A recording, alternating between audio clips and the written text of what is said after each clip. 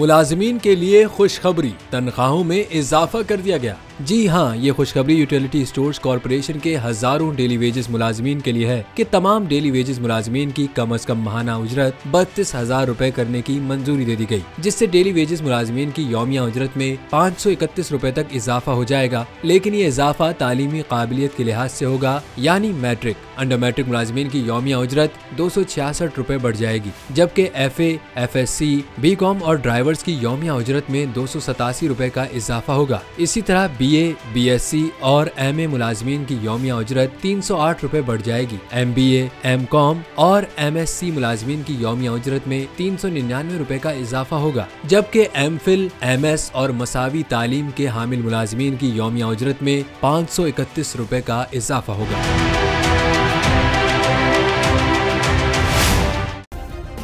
Subscribe करें और bell दबाएं ताकि कोई खबर रह न जाए।